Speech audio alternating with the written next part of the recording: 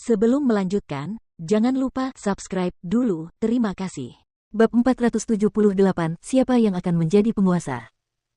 Klan Fengku telah setia selama beberapa generasi. Kami melindungi negara Sun Glory.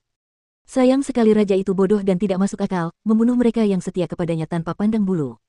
Murongbo, karena kamu terus-menerus menekan kami, jangan salahkan klan Fengku karena menentang keluarga Murongmu. Hari ini, aku akan menurunkan keluargamu dari tahta.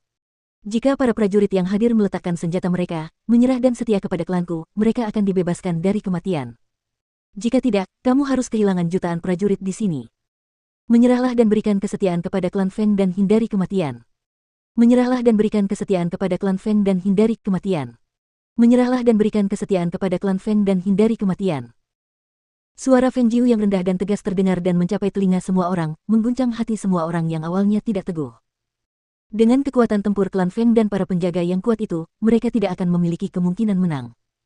Kemudian mereka mendengarkan pernyataan penguasa dan seruan Nona Feng agar mereka menyerah. Pada saat ini, setelah beberapa perenungan, masing-masing dari mereka meletakkan senjata mereka dan berlutut di tanah. Saya ingin menyerah dan bersumpah setia kepada klan Feng.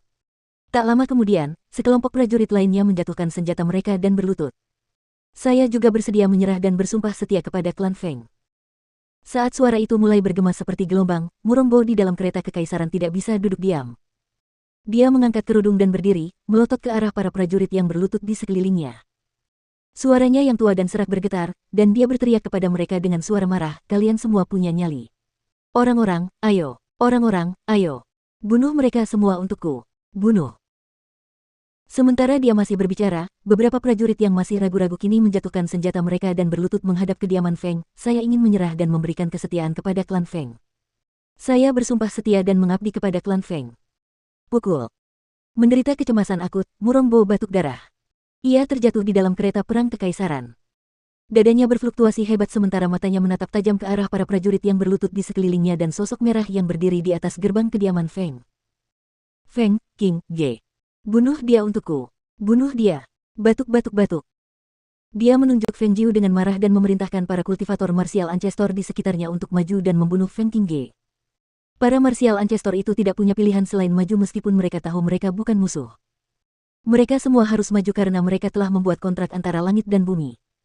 Jika mereka mengkhianati Murongbo, nasib mereka adalah kematian. Namun, ketika 8 leluhur bela diri itu bergerak ke arah Feng Jiu, keempat kultivator inti emas itu bergerak. Mereka membunuh semua 8 leluhur bela diri di tempat itu dalam rentang beberapa tarikan napas. Tubuh tak bernyawa dari 8 leluhur bela diri itu tergeletak di tanah dan bau darah memenuhi udara, membuat seluruh tempat kejadian menjadi sunyi. Terutama klan dan pasukan yang menonton dari jauh. Masing-masing dari mereka tercengang. Sungguh luar biasa bisa membuat para prajurit menjatuhkan senjata mereka satu persatu hanya dengan beberapa patah kata. Awalnya, mereka berpikir bahwa mereka juga harus bertarung.